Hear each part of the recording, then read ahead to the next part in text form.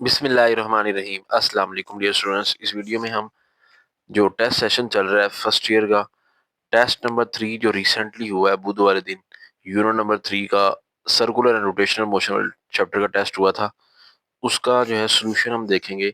जो टेस्ट आपके पास आया था, जो टेस्ट पोस्ट किया गया था यूट्यूब पे, वो ये टेस्ट आपके सामने स्क्रीन पे शो हो रहा है। इस वीडियो में इसका कंप्लीट सोल्यूशन देखेंगे, एमसीक्यू सॉल्व भी करूंगा। इसके अलावा एमसीक्यूज के अलावा शॉर्ट क्वेश्चन का सोल्यूशन भी बताऊंगा और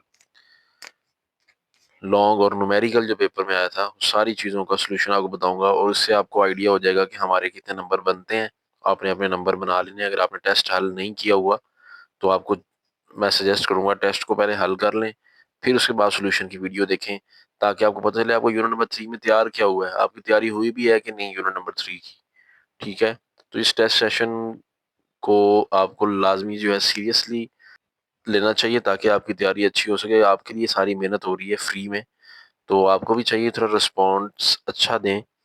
टेस्ट लाजमी सॉल्व किया करें, तब वीडियो देखा करें और कमेंट में अपने नंबर भी बताया करें हमारे इतने नंबर आए हैं, ताकि मुझे पता चले कि कितने बच्चे जो है वो शौक से टेस्ट दे रहे हैं। क्योंकि अगर आप शौक से टेस्ट देंगे तो मेरा भी दिल करेगा कि मैं अच्छा टेस्ट बनाऊं, लेकिन अगर आप शौक से टेस्ट नहीं हल करेंगे, सिर्फ ऐसी जस्ट वीडियो देखेंगे और टेस्ट हल नहीं करेंगे, तो फिर उसका फ़ायदा आपको नहीं है, ना फिर मुझे उसमें जो है वो मज़ा आएगा आपको पढ़ाने का। तो अब हम स्टार्ट करते हैं। सबसे पहला जो एमसीक्यू है वो देखते हैं, एमसीक्यू पहले सॉल्व कर लेते हैं। पहला एमसीक्यू था, 4 revolution is equal to how many radian. 4 revolution कितने रेडियंस के इक्वल होगा। देखिए, इसके लिए सिंपली आप ना अपने रिलेशन पे गौर करें। 1 रेवोल्यूशन जो है ना वो कितने 2 पाई रेडियन के इक्वल होता है। ठीक है, ये हमने पढ़ा था। अब यहाँ पे है 4 रेवोल्यूशन। अब 4 रेवोल्यूशन है तो फिर जाहिर बात है फिर हमें एक रेवोल्यूशन जो है वो 2 टाइम्स पाई रेडियन के इक्वल होता है। तो 4 रेवोल्यूशन है, 4 का 2 टाइम कितना हो जाएगा, 8 पाई। ठीक है, तो 8 पाई रेडियन। तो एमसीक्यू नंबर 1 का डी वाला ऑप्शन 8 पाई करेक्ट है। डी ऑप्शन पहले एमसीक्यू अगर आपने लगाया हुआ तो आप अपने पेपर में 1 मार्क लगा लें। दूसरा सवाल था, if a car moves with a uniform speed of 4 meter per second in a circle of radius 0.4 meter. एक कार है, वो यूनिफॉर्म स्पीड स्पीड आपको दे दी है, v जो है 4 मीटर पर सेकंड है, एक सर्कल का रेडियस r आपको 0.4 मीटर दे दिया, उसकी एंगुलर स्पीड कितनी हो। तो सिंपली आपने इसका गिवन डाटा लिखना था। स्पीड आपको कितनी उन्होंने दे दी है, 4 meter per second. Okay, radius of circle कितना दिया जिसमें वो कार मूव कर रहा है, 0.4 मीटर है। आपने ओमेगा फाइंड करना जो कि एंगुलर स्पीड है। फार्मूला क्या होता है, v is equal to R omega. तो आपने ओमेगा निकालना था, आर उधर जाकर डिवाइड v ओवर आर आ जाएगा। तो v की जगह 4 डिवाइडेड बाय 0.4, तो कैलकुलेटर उठा के आप इसको सॉल्व करवा लें। 4 डिवाइडेड बाय 0.4, तो आप देखिए 10 आ रहा है। तो सेकंड वाले एमसीक्यू का सी ऑप्शन आप करेक्ट लगा दें, 10 रेडियन पर सेकंड। ठीक है, तो ये एमसीक्यू नंबर 2 का आंसर है सी। अब तीसरा सवाल है, the minimum velocity required put to a satellite into the orbit. एक सैटेलाइट को ऑर्बिट में लॉन्च कराने के लिए जो मिनिमम वेलोसिटी चाहिए होती है ना वो कितनी होती है। तो ये चीज हमने ना आर्टिफिशियल सैटेलाइट वाले टॉपिक में पढ़ी थी, मैंने अंडरलाइन भी कराई हुई है। 7.9 किलोमीटर पर सेकंड, और इसको क्रिटिकल वेलोसिटी भी कहते हैं। तो तीसरे एमसीक्यू को सी वाला ऑप्शन करेक्ट है, 7.9 किलोमीटर पर सेकंड। उसके बाद चौथा क्वेश्चन है, a body of mass 10 kilogram in is in free fall lift has a weight. अब बॉडी फ्री फॉल है, तो फ्री फॉल में ना उसका वेट कितना होता है।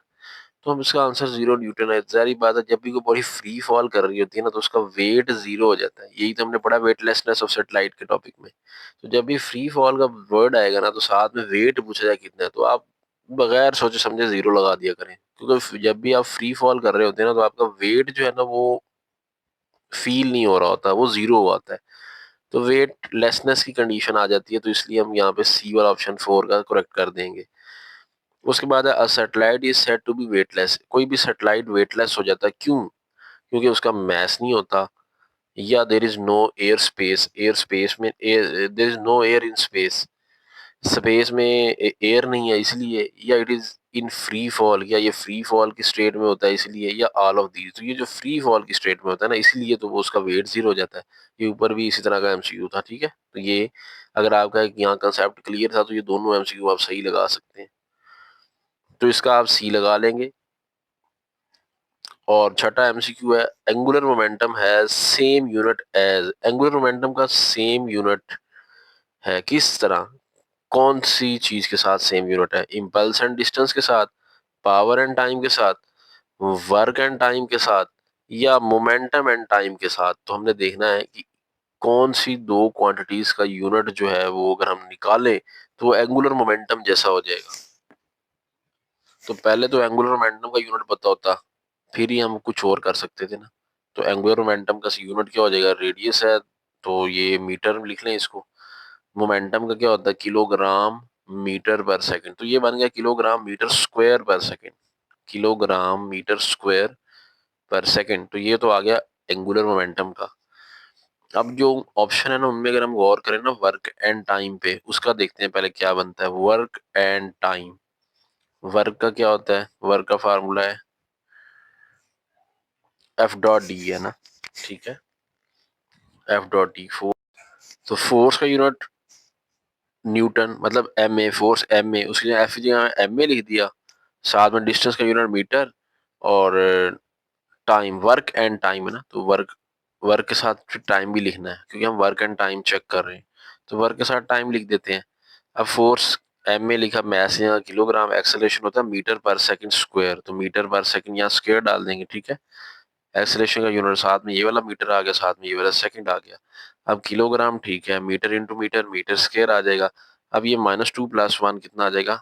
-1। तो किलोग्राम मीटर स्क्वायर पर सेकंड। देखिए ये और ये सेम नहीं आ गया, मतलब वर्क एंड टाइम वाला ऑप्शन करेक्ट है। तो छठे एमसीक्यू का आंसर भी वर्क एंड टाइम है।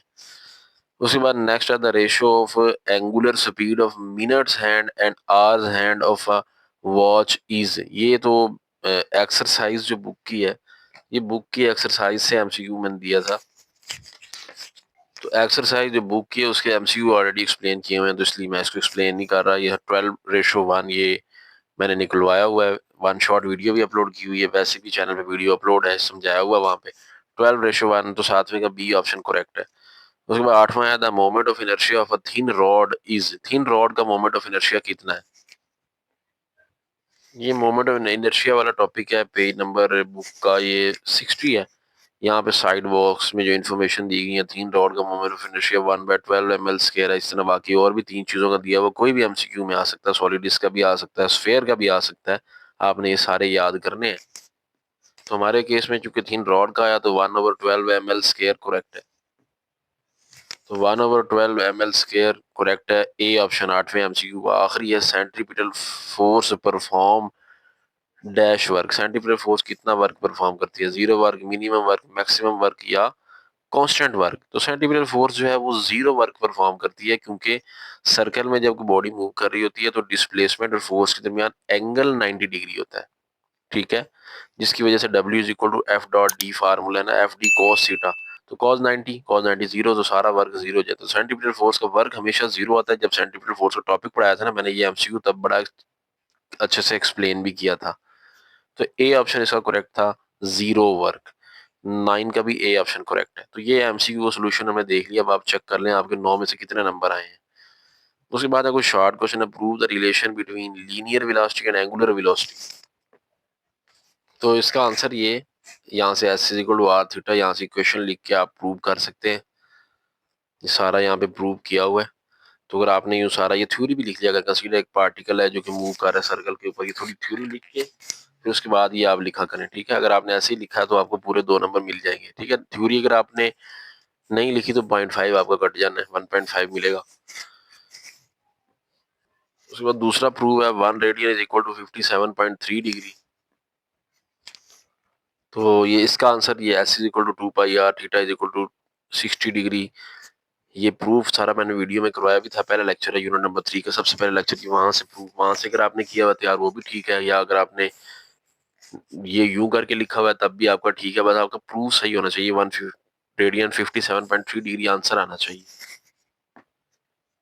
उसके बाद नेक्स्ट क्वेश्चन है state second law of motion in case of rotation. ये एक्सरसाइज का क्वेश्चन है। तो इसका आंसर है स्टेटमेंट एक तो लिखनी थी, net torque acting on object is equal to the product of moment of inertia and angular acceleration, torque is equal to I alpha. ये स्टेटमेंट अगर आपने लिख दी है तो ठीक है, बहुत अच्छी बात है, आपको 2 नंबर मिल जाएंगे। लेकिन थोड़ी सी एक्सप्लेनेशन कर देनी चाहिए, कुछ कुछ एग्जामिनर ऐसे होते हैं वो थोड़ी सी एक्सप्लेनेशन भी देख रहे होते हैं, तो बेटर है आप ये 2 लाइनें भी साथ में लिख दिया करें। लेकिन अगर आपने आज इतना लिखा है तो आप 2 नंबर लगा लें। तो इसलिए जो मैंने ये नोट्स लिखे हैं ना, बड़ी मेहनत करके लिखे थे, ताकि तुलबा को ऐसा शॉर्ट क्वेश्चन मेयारी लिख के दिया जाए कि उनके 2 नंबर किस तरह बोर्ड में पूरे आ जाए, कोई नंबर कट ना हो। तो इसलिए ये नोट्स जो हैं बड़े बेस्ट हैं। तो इन नोट्स का पीडीएफ लेके आप पढ़ लें या साथ साथ नोट कर लिया करें, क्योंकि चैनल पे मैंने जो वीडियोस अपलोड की हुई हैं वो इसी नोट से ही पढ़ाया हुआ है। तो पीडीएफ आप व्हाट्सएप पे कांटेक्ट करके ले सकते हैं, 150 रुपीज़ में फुल बुक पीडीएफ आपको मिल जाता है। उसके बाद क्वेश्चन नंबर 4 है, why it is harder to take a turn at higher speed than at low speed. ये भी एक्सरसाइज का क्वेश्चन था कि गाड़ी जब तेज चल रही हो तो जो टर्न लेना मुश्किल क्यों होता है लो स्पीड के मुकाबले में। A car is harder to take turn at high speed due to greater centimetre force requirement, क्योंकि हाई स्पीड पे ना ज्यादा सेंटीमीटर फोर्स चाहिए होती है। हो सकता है जो फ्रिक्शन है रोड की, जो कि सेंटीमीटर फोर्स प्रोवाइड करती है, वो हमें इतनी फ्रिक्शन ना दे। जब वो नहीं देगी हमें इतनी फ्रिक्शन हाई स्पीड पे, तो फिर हमारी गाड़ी स्किड हो जाएगी। सेंटीमीटर फोर्स का फार्मूला क्या होता है, F C equal to M V square over R. This centimetre force is generated by friction between road and tyre. ये सेंटीमीटर फोर्स हमें रोड और टायर के दरमियान जो फ्रिक्शन होती है ना, उससे मिल रही होती है। At high speed greater centimetre force need to take a turn. तो हाई स्पीड में ना ज्यादा सेंटीमीटर फोर्स चाहिए होती है टर्न लेने के लिए। तो it if centimetre force exceeds unavailable sorry exceed the available friction, अगर हमारी जो सेंटीमीटर फोर्स है जो कि टर्न लेने के लिए हमारी गाड़ी को चाहिए, वो अगर अवेलेबल फ्रिक्शन से एक्सीड कर जाएगी ना, तो इसकी वजह से क्या होगा, loss of control of the car हो जाएगा, कार पे हमारा कंट्रोल नहीं रहेगा और गाड़ी स्किड हो जाएगी। उसके बाद नेक्स्ट है state law of conservation of angular momentum with its mathematical form. ये चैप्टर के अंदर से ही शॉर्ट क्वेश्चन बना हुआ था। ये डिफाइन लिख के ये इसकी मैथमेटिकल फॉर्म थी। ये अगर आपने लिखी हुई है दोनों चीजें तो 2 नंबर, अगर एक लिखी है एक छोड़ दिए तो 1 नंबर।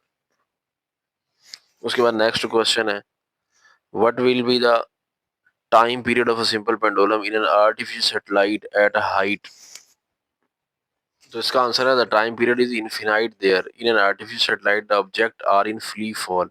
तो ऑब्जेक्ट वहाँ फ्री फॉल में होते हैं, जिसकी वजह से उनका वेटलेसनेस की कंडीशन होती है, जी जीरो हो जाता है। ठीक है, तो ग्रेविटी जीरो होती है, W equal to M G फार्मूले के मुताबिक। जब जी जीरो पुट करेंगे तो वेट जीरो हो जाता है। Time period of simple pendulum का जो फार्मूला है ना, वो T equal to 2 pi L over G square root है। अब जी जीरो कर देंगे, समथिंग ओवर जीरो, वो इनफिनाइट हो जाएगा, तो इसलिए टाइम पीरियड इनफिनाइट हो जाता है ऐसी पेंडुलम का जो कि आर्टिफिशियल सेटेलाइट में रखी होगी। So the time period of simple pendulum become infinite and pendulum can not oscillate without gravity. और पेंडुलम ऑसिलेट नहीं कर पाएगी फिर ग्रेविटी के बगैर। उसके बाद नेक्स्ट जो क्वेश्चन है, what is the effect of changing the position of a diver while driving in the pool. Dive मारते हुए जो पोजीशन चेंज करता है ना डाइवर, वो गोता लगाने वाला जो डाइवर होता है ना, उसकी क्या सिग्निफिकेंस है, उसका क्या इफेक्ट होता है, वो क्यों पोजीशन चेंज कर रहा होता है। हमने पढ़ा था वो एंगुलर मोमेंटम को कंजर्व करता है। तो इसका आंसर क्या है जी, changing the diver position changes the moment of inertia affecting the rotational speed. इससे मोमेंट ऑफ इनर्शिया चेंज होता है और इसकी वजह से जो रोटेशन की स्पीड है ना, वो भी चेंज होती रहती है। Law of conservation of momentum कहता है L is equal to I1 omega 1 is equal to I2 omega 2 is equal to constant. मतलब मोमेंट ऑफ इनर्शिया और एंगुलर वेलोसिटी का जो प्रोडक्ट है ना, वो कांस्टेंट रहना चाहिए। When the diver tucks in, जब वो डाइवर टक्स इन का मतलब क्या है यहाँ पे, जब वो छोटा बन जाता है।